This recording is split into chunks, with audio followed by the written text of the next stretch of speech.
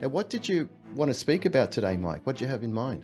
I wanted to touch base on a couple things, like maybe briefly talk about Disclosure Day, which just happened. What's about to what's about to happen in the very near future in Washington. We could just sort of do a hodgepodge of current event topics, as it were, and what we think about that. Okay, that sounds really good. And I was just like, holy shit. When I heard that, that's not good. That's a tricky one, Mike, because we're trying to balance alerting people to the seriousness and the danger of a situation, but not putting them into a panic at the same time. Now, I don't know how you strike that balance. How's it done? And, ironically enough, we are having a bit of a UFO flap right now. I'm getting very busy with my investigations. They do tend to go in waves, but I'm seeing a little bit of a pattern emerging right now here in SoCal.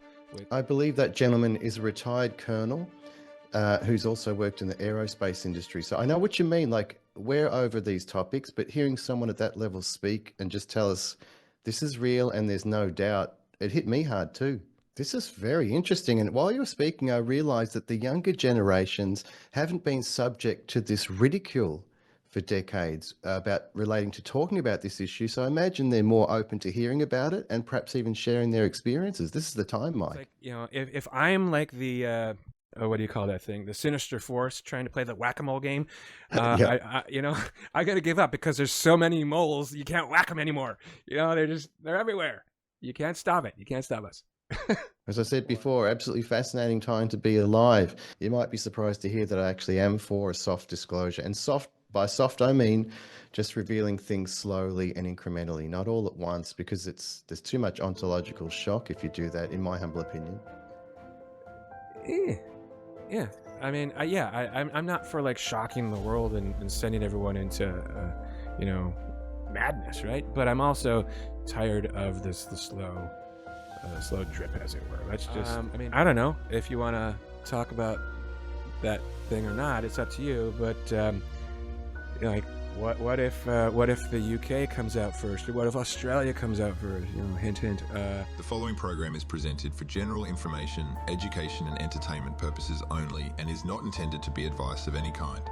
The content, views, thoughts, and opinions expressed in this program are those of the individuals involved. The use of information on this program is at the user's own discretion. Welcome, one and all, wherever and whenever you may be. This is Universal Disclosure, meeting the moment. My name is Mike, an active UAP/UFO field investigator in sunny Southern California, with my friend and co-host, Reverend Stu in Melbourne, Australia. Reverend Stu, what's going on? We have matching T-shirts. What's up with that? I like this. We've got our podcast T-shirts on, and I feel very proud of it. I'm going to start wearing it out and about. Excellent, and likewise. Yeah, why make them if we're not going to use them, right?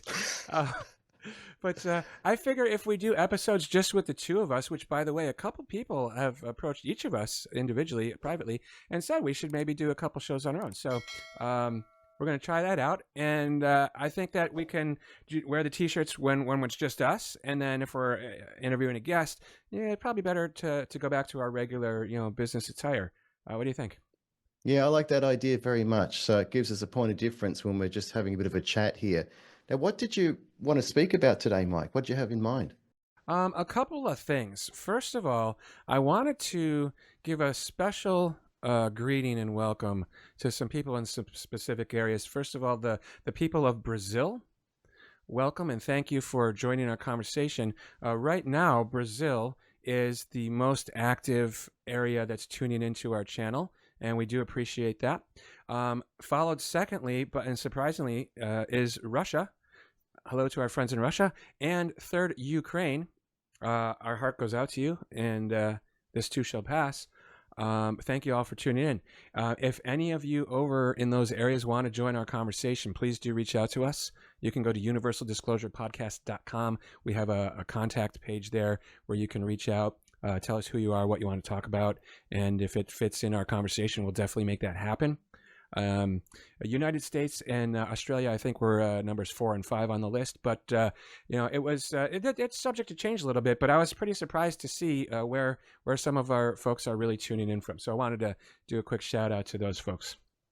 I really like that, Mike. I like how diverse that list is. And Yeah, definitely interested in having people appear on the show. And also, I have heard that there's quite a lot of UAP activity down in South America, so I'm not particularly surprised by that.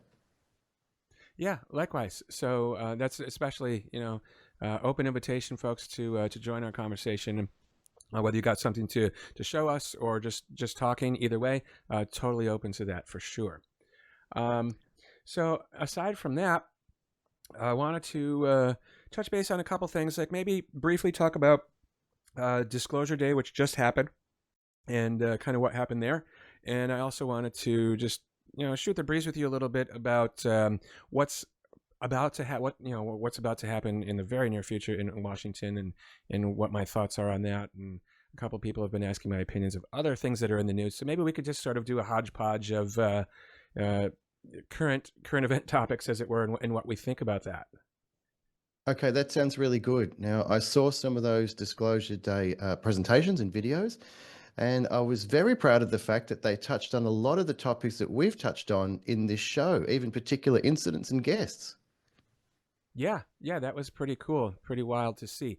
For me personally, oddly enough, the my biggest brain melt, I guess, during that, it was a very well put together presentation. But the thing that really hit home to me the most was I think it was Daniel Sheehan who said the doomsday clock is now 90 seconds to midnight. And I was just like, holy shit. When I heard that, that's not good. I totally believe it though. That's a tricky one, Mike, because we're trying to balance alerting people to the seriousness and the danger of a situation, but not putting them into a panic at the same time. Now, I don't know how you strike that balance. How's it done? That's a good point. So that was not okay. So that, I mean, that wasn't necessarily in relation to our topic of UAP, as it were, UFOs, ET. That was just like the general state of, there's a bunch of countries now moving nukes around that weren't doing that before. And ironically enough, we are having a bit of a UFO flap right now. I'm getting very busy with my investigations. They do tend to go in waves, but I'm seeing a little bit of a pattern emerging right now here in SoCal with certain things, and it's heightened. In fact, it was, I think, our episode with Stephen Bassett that I had mentioned. As part of the Madar network, somebody there said the DEFCON level might be raised at that point, and we should be on the lookout for elevated UAP activity. And it seems to be correlated because there are more reports coming in right now than there have been in the past several months, which I think is interesting.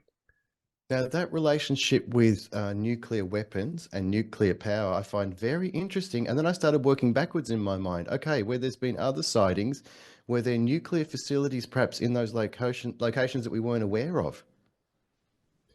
Very possible. I certainly don't know all the everything everywhere, right? But there's definitely no question about it. There's definitely a correlation between our nuclear devices and events of UFOs, as it were. What an absolutely fascinating time this is. It surely, truly is. But okay, so to be get out of that weed a little bit, and the other thing that I really was taken away by was was it Colonel Nell? I hope I'm getting Yes, his name right. I saw Who that one. said in no uncertain terms, like, yes, we have non-human intelligence interacting with us. Or I'm paraphrasing here, but that was another wow moment, as it were. I think in that whole presentation. I heard him say, "There's no doubt." Could we perhaps put a Yeah. link from this show to that video presentation? Yeah, we absolutely will. At one point, we had a link to the presentation before it happened, and then after it happened, that link sort of deactivated. Which that's fine. We'll put a new link in this description of the replay of that, because it was quite amazing to have all of these people from all over the world getting together and talking about this seriously in a way that is really sort of pushing things forward. I believe that gentleman is a retired colonel who's also worked in the aerospace industry. So I know what you mean. Like, we're over these topics, but hearing someone at that level speak and just tell us this is real and there's no doubt, it hit me hard too. Yeah, and for anyone who hasn't seen it, absolutely check that out. It's well worth the time to have a listen to it. Okay, did you get much of a chance to watch some of the other presentations, Mike, for that disclosure day? I was there for a majority of it. Now they had talked. I think it was like a 2-hour time window that they put out. I dropped off around 2 hours and 30 minutes, 2 hours and 40 minutes. I mean, I appreciate that they went over time, but I had other things to do that day, so I do have to still catch up on sort of the tail end of it and see what I missed on that particular day. But I'm sure it's all going to be pretty fascinating stuff.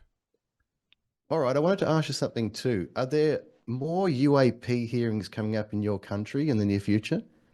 So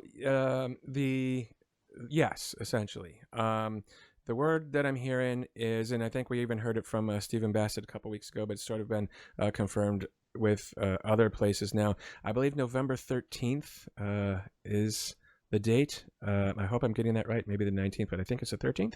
That there's already a scheduled congressional hearing. Now it's different than the Senate Select Committee, but it's still a very important, official proceeding, as it were, in the United States government. I imagine that they organized Disclosure Day to coincide with that somewhat prior to that, leading up to that event. That's very possible. I'm not sure 100%, but I wouldn't be surprised because some of the folks involved in that are directly involved in the legislation process, as it were. I really like that. There's some very intelligent, articulate people behind this movement, and they're making smart decisions like that. Yeah, there certainly is. And if we can go off on a little tangent here, I'd actually like to tell you about my experience recently on jury duty and then tie that all into what's going on right now today. Oh, yes, please. So it was sort of, in a way, it was almost serendipitous. Now, this was going back a couple weeks, and we have a delay too when we record versus put them out to public. But it was like within a week or so of the episode with Dr. Joanna Kiyawa. It's called Homo Roboticus. We were talking about AI and spirituality and things like that. I get summoned to go to jury duty.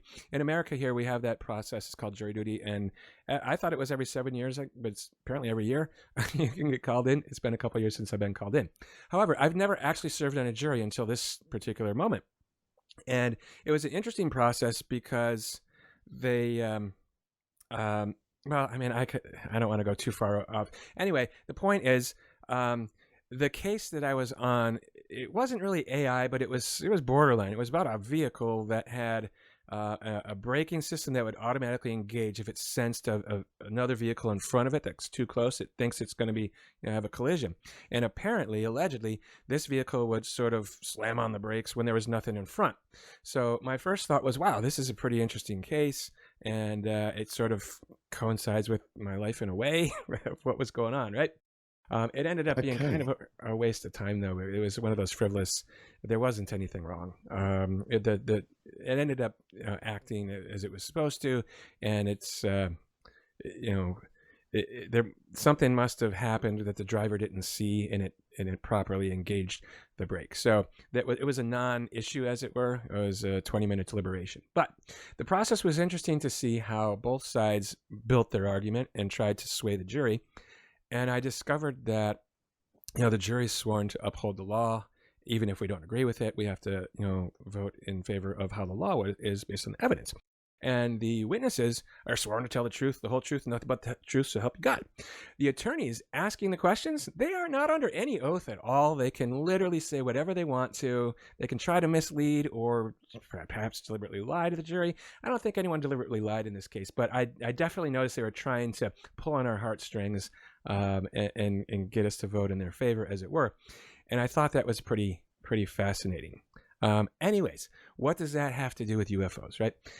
Check it out. So what's going on right now in Washington, combined with last year, but also the one that's going to be happening in just a couple weeks from now, is effectively, now it's not a trial, but it is a hearing in the United States government. So it's an official proceeding.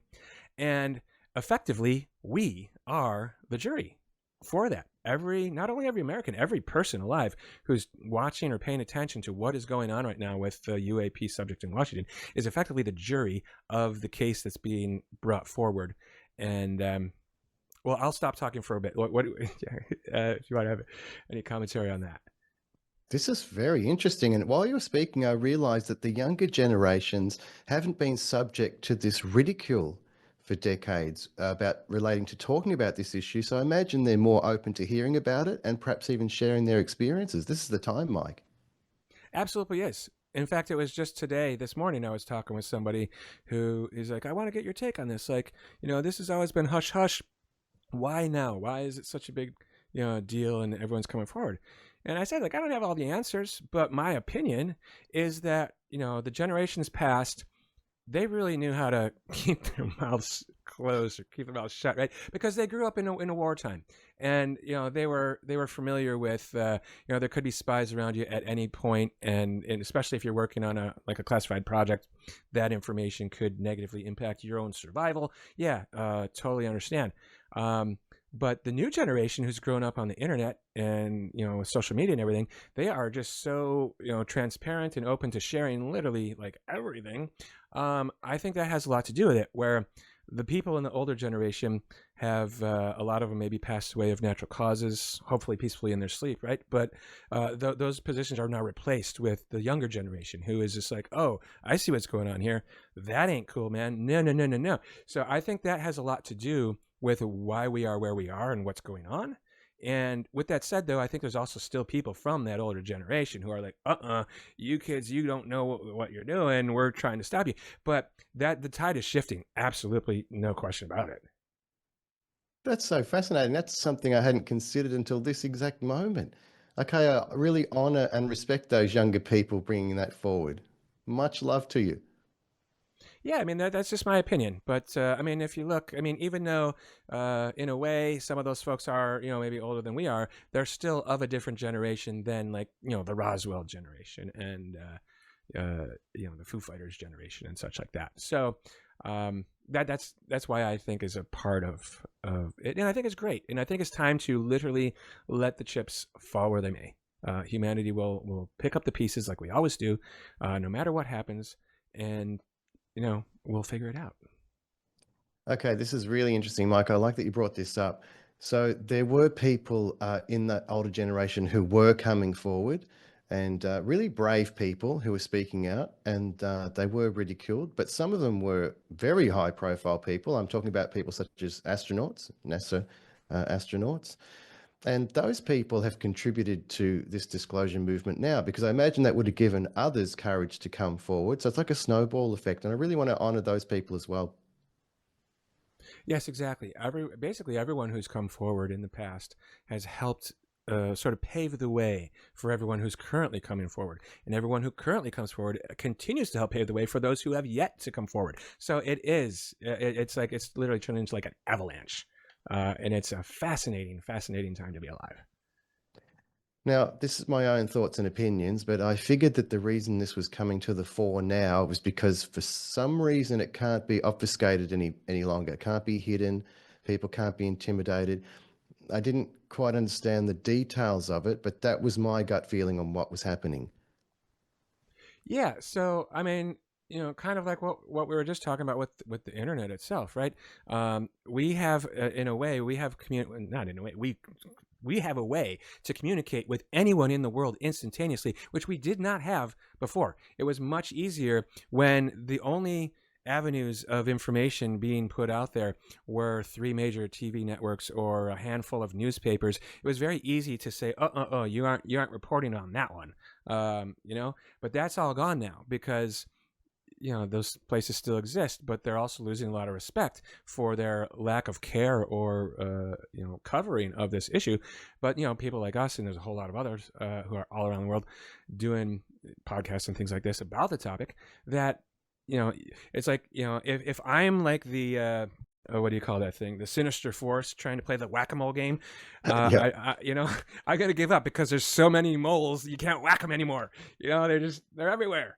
You can't stop it. You can't stop us. Wow, that's a really good observation too. Now, something else which is kind of tangentially related is that there are these esoteric groups who are now coming forward and saying, "Oh yeah, Mike, we've known about this for decades. We can finally talk about it."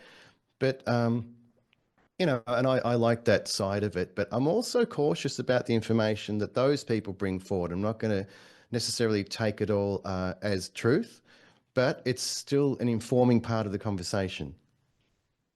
Indeed, yes. But what exactly do you mean? Can you elaborate on like the esoteric groups? Like, if, which ones are you talking about, and like what kind of information are All they putting right. forward? We've touched on this on some of our other shows, like sacred texts that were hidden or weren't available until post World War II.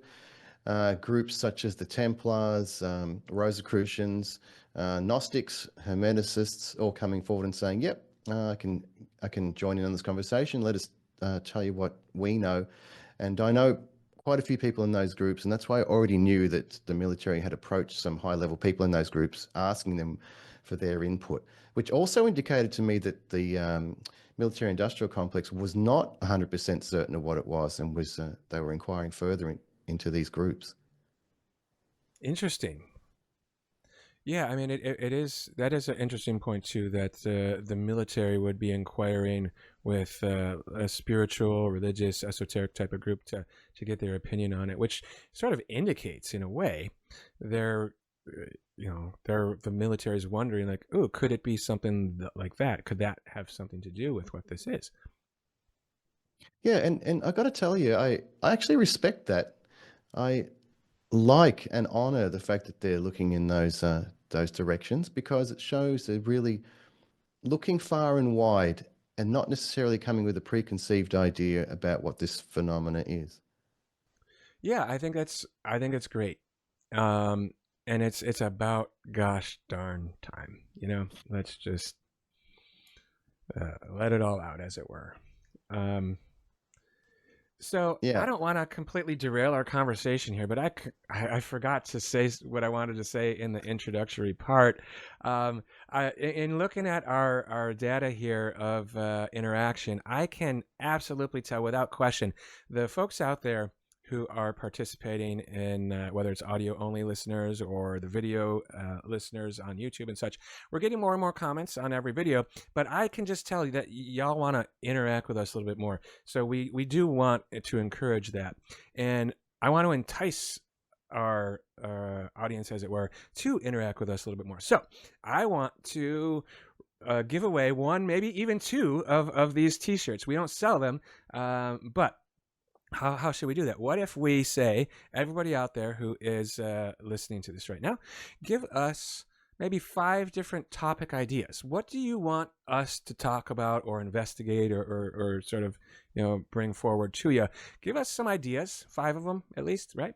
And we'll go from there. And maybe even 3 different guest ideas. Who else do you want us to reach out and interview? And then the best one. We'll get a free t-shirt. I like that idea. That's very sweet. Thank you, Mike. That's a great idea. Yeah.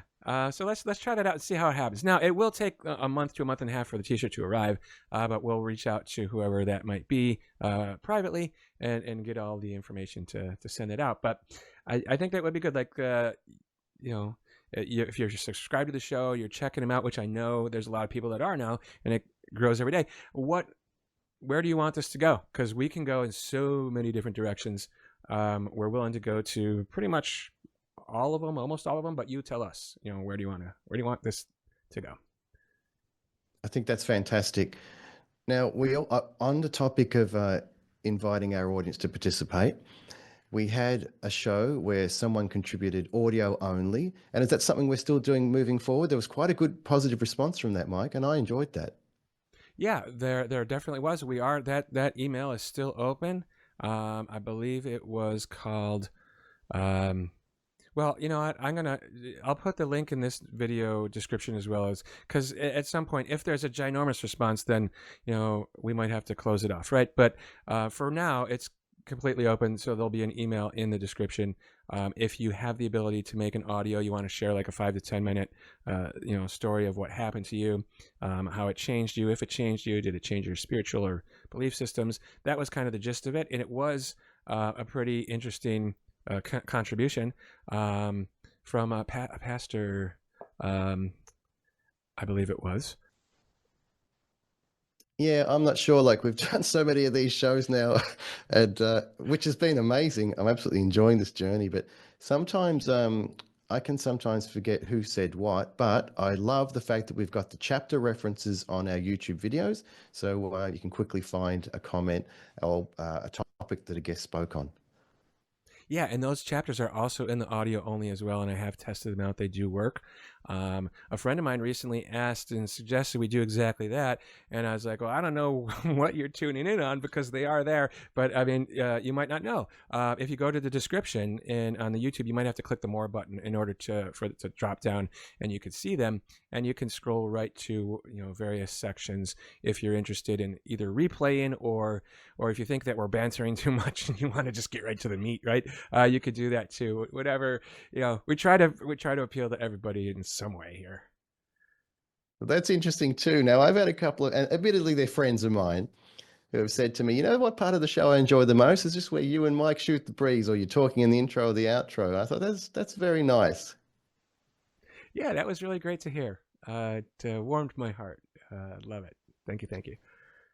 Now, on that topic, I'm still 100% open to interviewing you, Mike. I've got quite a lot of questions for you about the whole process of being a MUFON investigator. And I'm not getting into it now, I'm just giving you a summary of the sort of way I would head. How did you find how'd you find out about MUFON? Were you invited to join? How does someone contact you if they've got an incident or an encounter they want to report? What's the process then? Can they remain anonymous? I've got a heap of questions. We could do a whole show on that if you're open for that.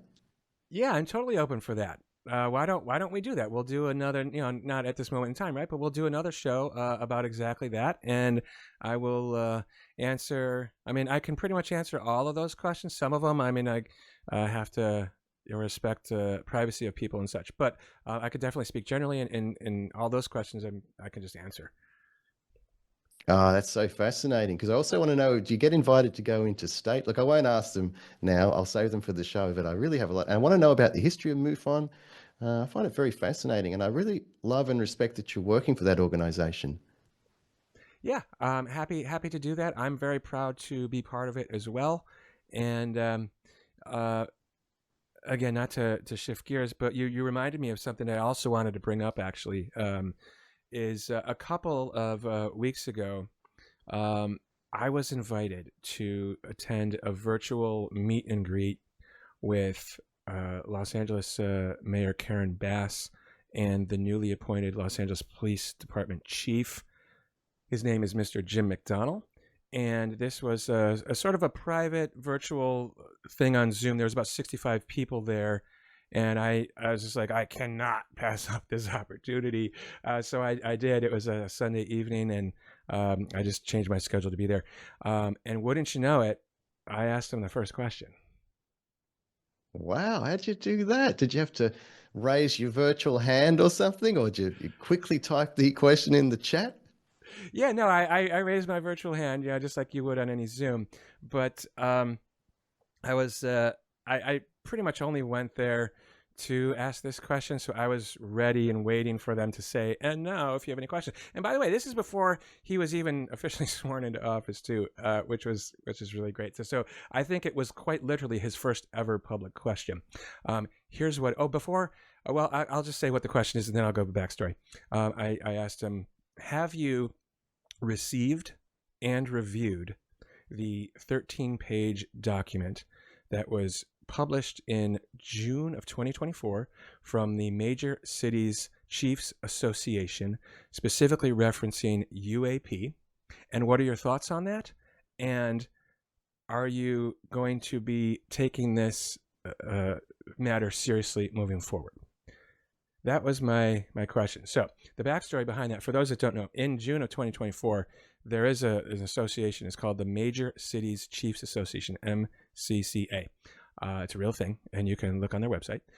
They put out a 13-page program pamphlet for all of the police and fire chiefs of all major cities in the U.S. to get them accustomed to or familiar with this topic of UAP. And MUFON, Mutual UFO Network, was one of the resources that was listed as they could to reach out to if they needed help or whatnot. So with that, his answer was that he wasn't aware of it yet, but he thanked me for putting it on his radar, and he did say he would look into it. And then he further said that he would take that as a serious issue, and if necessary, bring in other support or experts or whatnot on an as-needed basis. And I do feel that he was sincere and not just giving like a political lip service type of thing. I do feel that he was,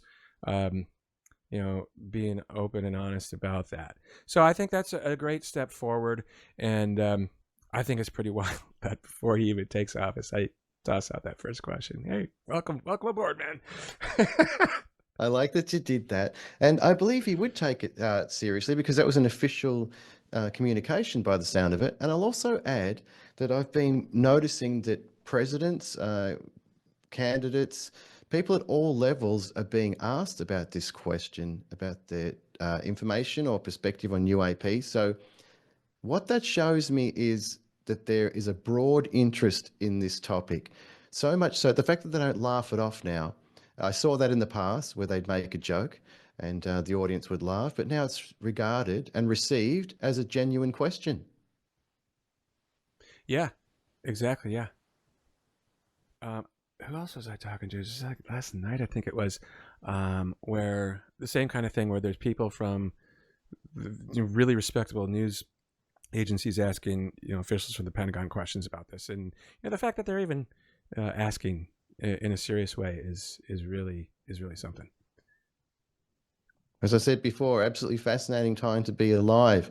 I feel like I'm somewhat ahead of this curve, not by much because I've been exploring these issues for a long time. But that doesn't mean I know everything about it, but I can see the general trajectory of where it's heading, and but I'm along for the ride here, exploring this topic and learning at the same time.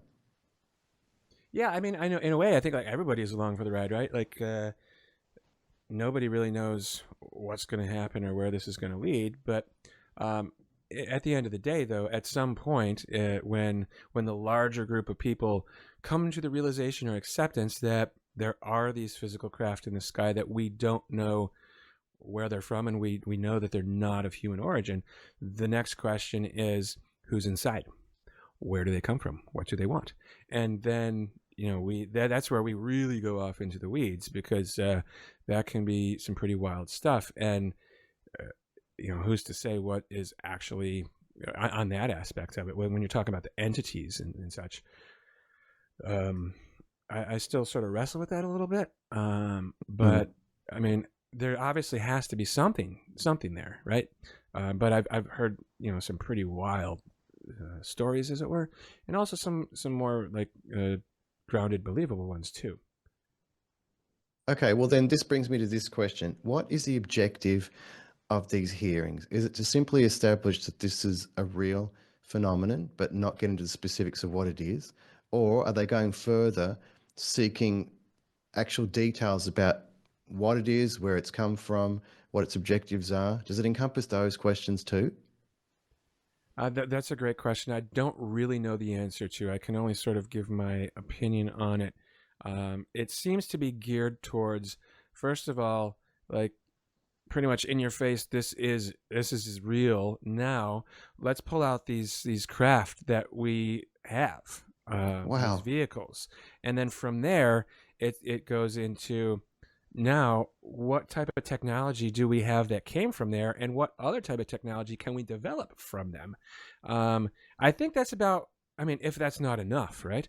I think that's about the extent of it for now. But ultimately, it then will go into, okay, what about all these abductions and things like that, and the different potential entities that might be behind these things? So.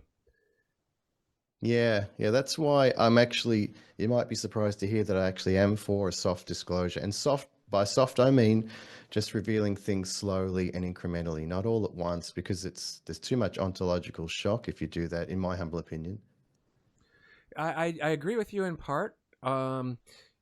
Yes, but the other thing is, we have, from my perspective, we've been sort of going through this process now for about 2 generations, right? Since 1947, when the U.S. Army Air Force officially came out right from the start and said they have a UFO flying saucer, and then they backpedaled a couple days later. Ever since then, we've been going through this slow, drippy process, And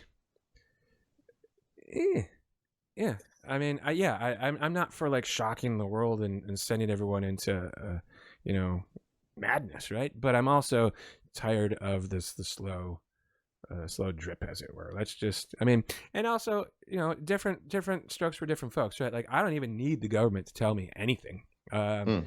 I know essentially that it is a real thing, and have postulations of some of these various beings or whatnot. But for other people, like I was having a conversation with a friend of mine who he's like, oh, what's your opinion on this? I was like, dude, did you not just see the episode we put out? We just talked about that, right? But the point was, when we said it, it was like mildly interesting. But when what's that guy's name? When Tucker Carlson says pretty much almost identical, the same thing, suddenly it became more, So I guess maybe that's why also, like, some people need the president of the United States to say something official, or even potentially, like, again, from my perspective, is not the first hearing already enough for you? Now we're going to have a second one. Will that not be, like, at what point will be enough to then, that's also why we're here, is to start having this conversation of where this is all going and what do we make of it? How can we all benefit from it? Okay, I understand. These are really great points you're bringing up. Now imagine if you and I were in charge of disclosure, Mike. What would you decide? Okay, wait, Mike, when's this happening? When are we going official now? Tomorrow at 12 noon, we're going to organize all the world leaders. No. It's a tough one. How do you coordinate that? Who's responsible? Who's holding? Oh, there's so many questions that shoot off from that one. Yeah, absolutely. And I think I said it before too, like, whose responsibility is it, right? Yeah, I can kind of see why, at least as American, we would say it's the president of the United States. But, we've also sort of touched upon in other conversations too, like, well, what if another nation state comes forward before the United States? Like, that can happen too. In fact, I don't know if you want to talk about that thing or not. It's up to you. But like, what if the UK comes out first, or what if Australia comes out first? Hint, hint. Well, did you notice when we had the interview with Tanya Vassi, who was the first witness of the UFO incident at the Westall School? It was Americans who turned up and told her to be quiet. Now, why? We're a long way away from you. Why Americans seem to be central figures in this whole disclosure movement, or suppression, pardon me, or something, whatever's been going on here. Yeah, it seems that, well, I mean, I think there's always sort of Americans in every little corner of the world, right? That's our strategy. So I got to believe that they were already there before it happened, as opposed to, because, like, Tanya said it herself, like, there's no way they could have just shown up that quickly from America. So they had to already have been relatively close by. And, I think that pretty much happens. Like, we're always stationed in various places for, whatever reason. It doesn't have to be a wartime thing, that we're just going off and, helping out our friends and such as well. No, that's appreciated. But the point I'm getting at is it wasn't British MI6 who turned up, or Mossad, or, Russian KGB to the school. It was Americans. So now, I guess what I'm inferring here is the Americans seem to be the keepers of this knowledge. So perhaps it does fall to the US to reveal what they've been keeping. That's a good point. That's a really good point. It seems that America does potentially have multiple of these craft. It also seems like, Russia and China, and potentially some other folks, have their own craft, but for whatever reason, they're not coming forward about it. But you might be right. Maybe America's, got the monopoly on the ET craft, as it were. So that would make them, the official announcement makers, I guess you could say. But I mean, what if? I mean, I'm easing it in, Stuart. It's up to you. But what if the Prime Minister of Australia were to make an announcement of, ET. What do you think? Right. Yeah, I hear where you're going there. I tried to naively invite our current Prime Minister onto the show via a friend of mine who's quite close with him. Um, yeah, I'd love that, but I don't think I can make that happen, Mike. Can't pull the All right. strings on Well, that one. that would be a pretty wild thing. I mean, imagine any nation state leader coming forward on our show without any free fanfare, and we're just like in the middle of it, and then we're just like dropping. Oh, by the way, Big here's this. announcement next week. Yeah, right. That would be pretty wild. But anyhow, we can always snip that part out if you want to. I don't know. I just No, wanted it's good. I'm not revealing um, anyone's names, but that's all 100% accurate. I did try and okay. invite our current Prime Minister onto our humble podcast here. You got to try it. You don't know what you can get till you ask, do you? Exactly. Yeah. Yeah, I remember that conversation that we were having. I was just like, and I said, dude, I will take the day off of work to make that happen. Like, let's do it. Anywho, we got to have fun too, right? I mean, this is such a serious topic. You'd have some fun from time to time. Well, when I was pitching the idea to this friend of mine, I was saying, well, there are other leaders who are talking openly about this and fielding questions on this topic. So, it's legitimate. I mean, we might not get a whole show out of it. It'd be a great soundbite on our show for a few minutes. So I won't ask again because I don't want to irritate the person, but I do have a way to get in touch with the current Prime Minister of our country. Yeah, if the opportunity arises, and if they're watching right now, yeah, 2-minute, 3-minute recording, we can dub it in after the fact. No big deal. Like at your leisure, or anyone for that matter. It doesn't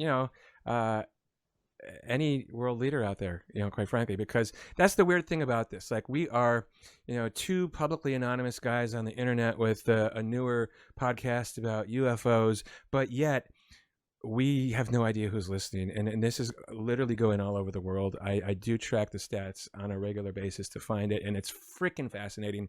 It's not out of the question that our words are going into the ears of some of these folks that we're talking about. Yeah, that's interesting. Okay, so we just don't know who's listening or watching, and I'm comfortable with that. I'm not entirely anonymous because if you contact one of the churches I'm associated with, they'll put you right through to me. Or if you contact MUFON, you'll probably get in touch with Mike. So we're not trying to hide. Yeah, no, definitely not. But I'm also like, from my perspective, this isn't about us, right? As people, this is about us as a group of humans, and just pushing the conversation forward.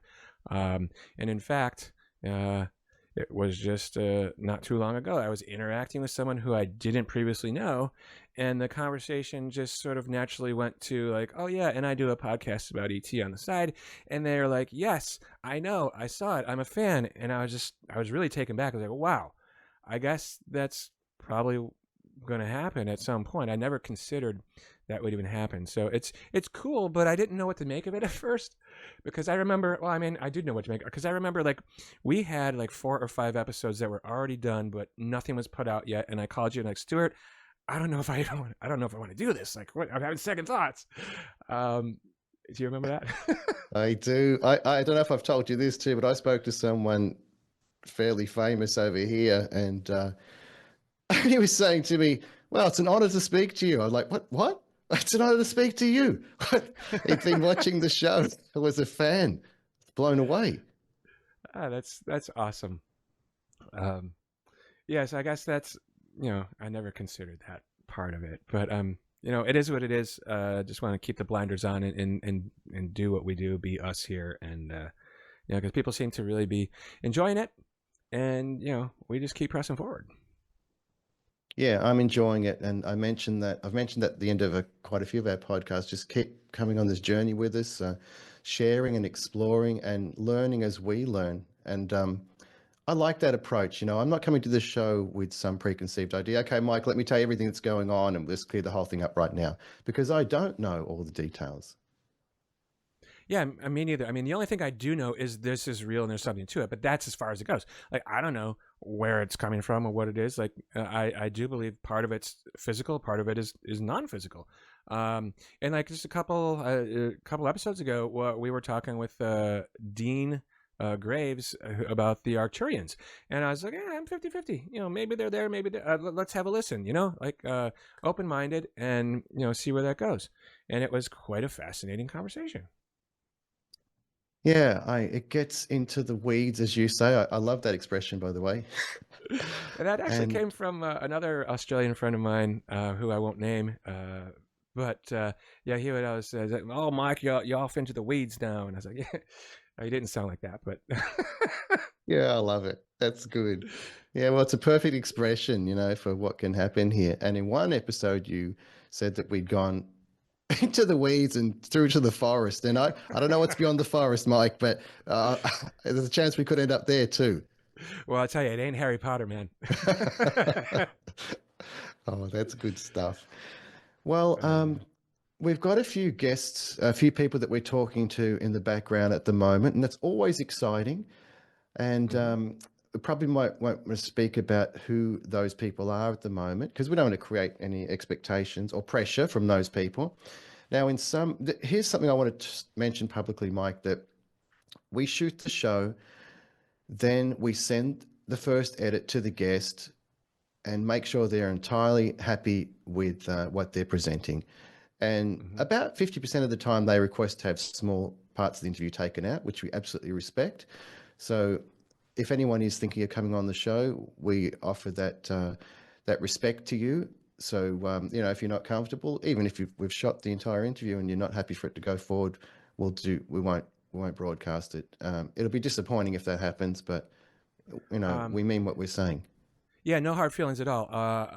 But yes, and absolutely, we do because we've sort of right out of the gate established this conversation with some of the most respected folks that there are, quite frankly.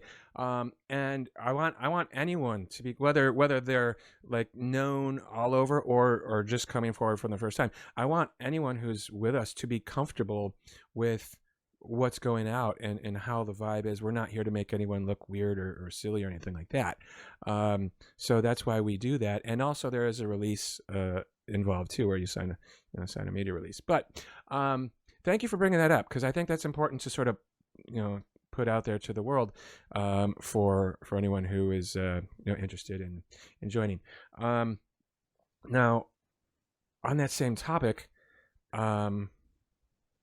I don't know how to say this. There are places we will not go at this time, so don't be offended if we aren't gonna jump right on it. Right? I mean, it has to be relevant to what we're talking about.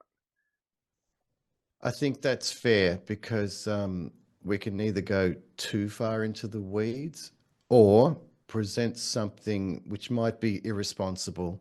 And I never want to be in that position. I don't want to be doing that. Yeah, that's the thing. So I mean, just you know, complete transparency. That's what it is. Like, there's a couple of people who are maybe in the wings, but like not right now. Maybe down the line in the future or something like that. But anywho, I think and hope that would be respected by all, because like there's definitely a flow to this from the beginning that we weren't even expecting to happen, and one conversation led into the next, which led into the next. And I totally get that some people might only be interested in certain topics or certain folks, but for real, anyone who takes the time to listen to each and every episode, you will have such an amazing journey with us. And especially if you do it in chronological order, because a lot of times we're talking about what just happened or what's going to happen in the future, and things like that. Yeah, well, I've mentioned before that in some of our very first episodes, when we talked about the direction we're going to go into, we mentioned certain researchers, certain credentialed academics, and they've come up during the conversations without prompting. I've always found that fascinating. Now, another thing, just back to the earlier point, some of the guests we've filmed have gotten into some political discussions, which we have chopped out because, number one, it wasn't particularly relevant to the conversation. And number two, I don't want to alienate anyone because this is a bipartisan issue to me. Awesome. Thank you for bringing that up. Yes, that did happen, and we did do that, and we will do it again, because this isn't about politics. The only political aspect that this is about is, like, the bipartisan hearings that are happening in Washington. It doesn't matter what side you're on, if you're on a side or if you're, your own party, whatever. It doesn't matter. This applies to everyone. Thanks for bringing that up, man. Yeah, that's okay. I'm partly mentioning this for any potential guests and the fact that we're respectful to our audience, we're respectful to our guests. And I think that's what's allowing us to interview some high profile people, because they realize, okay, these people are serious. I'm an ordained minister. You're working as an official MUFON investigator. So we're taking this subject seriously and being respectful about the whole process. That we are, yeah. So I mean, we've come a long way, actually, from it's been what, 6 months. Oh, it's more than 6 months, but we've been out there for 6 months, right?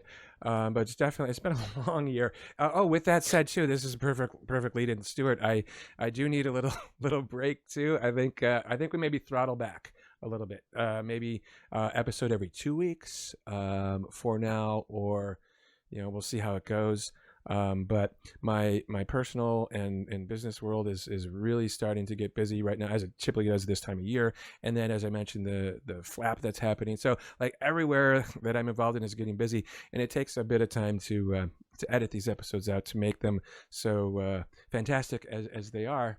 So, I think we should maybe throttle back a little bit and also give people time, because some of the folks I'm talking to, like some friends of mine who I know are tuning in, they're like 3-4 episodes behind still. They haven't caught up. So, like, I think we might be putting them out too fast for them to be consumed too. No, that's okay. I think that's a smart idea. I had an idea at one point, but it would have only added to your workload. I was going to suggest, why don't viewers send in their UAP footage and we talk about it, and you sort of work as an investigator. And then I thought, oh no, Oh Mike's my so God. busy with that as it is. But Okay, I think well, we can. you know what?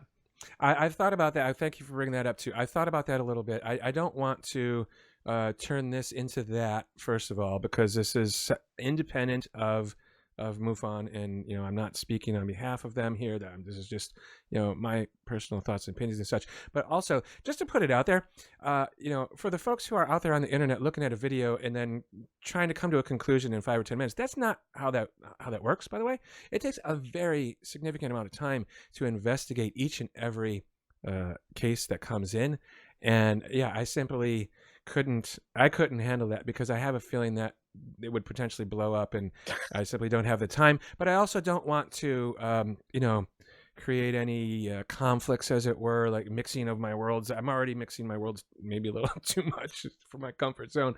Yeah, so I don't really see us doing that kind of thing, because it's very time consuming. To do it properly is very time consuming.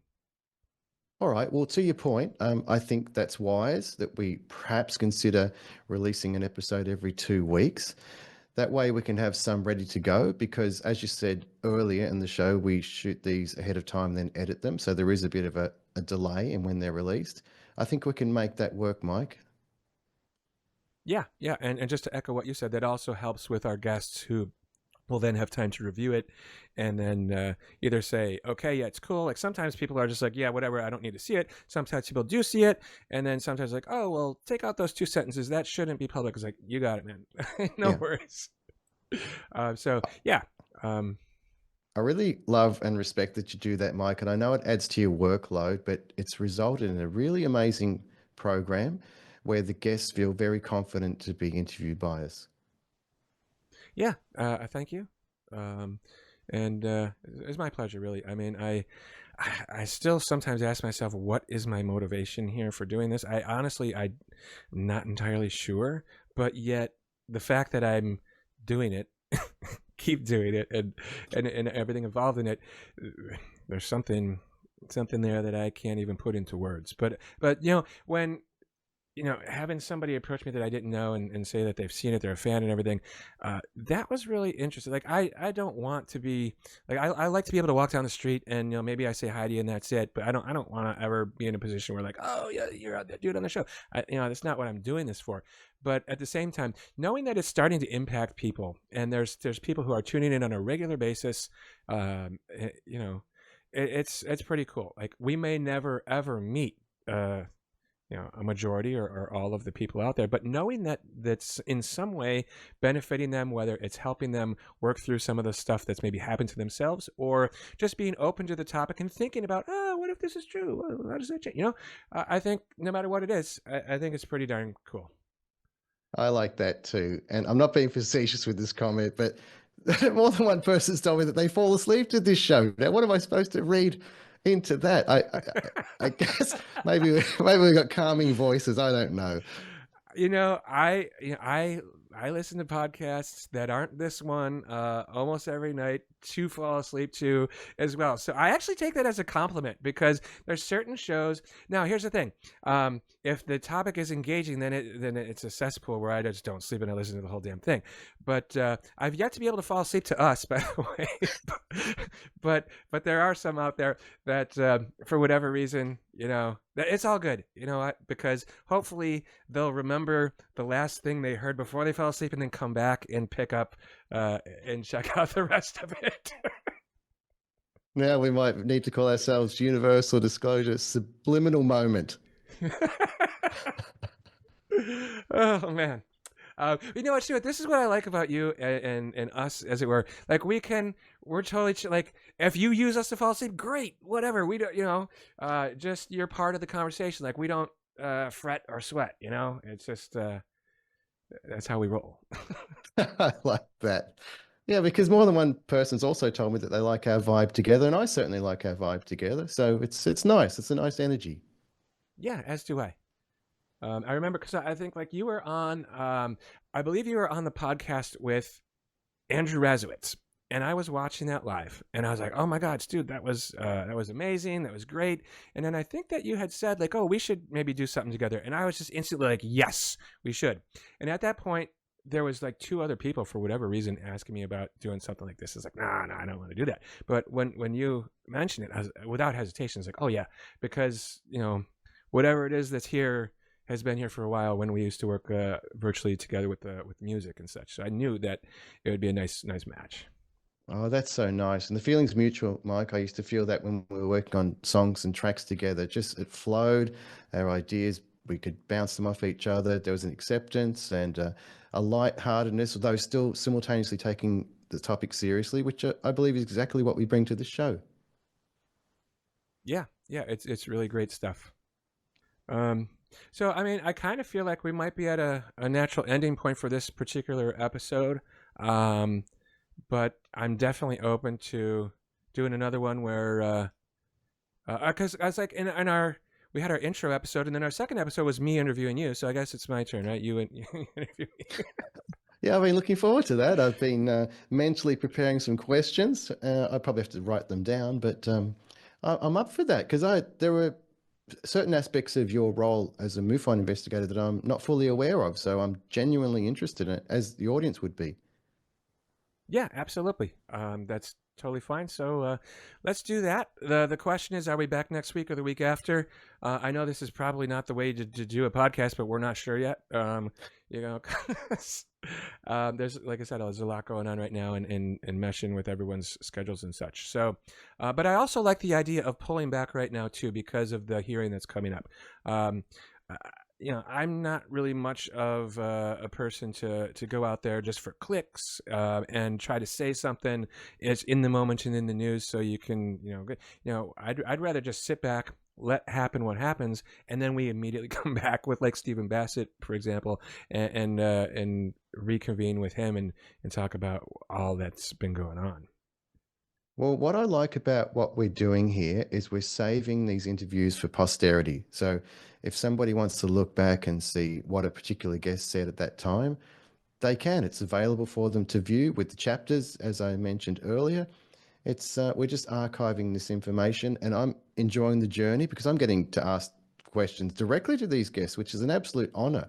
I like the whole thing. Yeah, it is. It's pretty wild.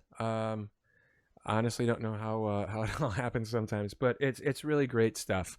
And I think it's also that the people that we're talking to, they realize too that this is the way it goes. Like if I mean, I don't know, I probably shouldn't say this kind of stuff, but if ABC, NBC, CBS were to do like a show like this, all the podcasters would be done. Nobody would go on any podcast, right?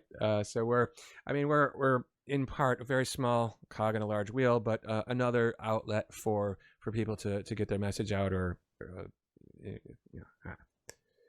Yeah, and it's an honor to be able to facilitate that for people. I'm really loving this journey. Awesome. So I guess we'll maybe wrap it up here because it just, like I said, it feels like we're at a conclusion for this conversation. So as always, thank you for your likes, comments, subscribes, shares. Sharing really is really the number one thing in addition to commenting and liking, right? But share us with everybody that you know and help spread the word out there, because one of the things that I discovered in the process of doing this is that censorship absolutely is a thing. Okay, we can get into that more in another episode. It's real. Help us spread the word, folks, and thank you so much. Thank you. Much love to you. You as well.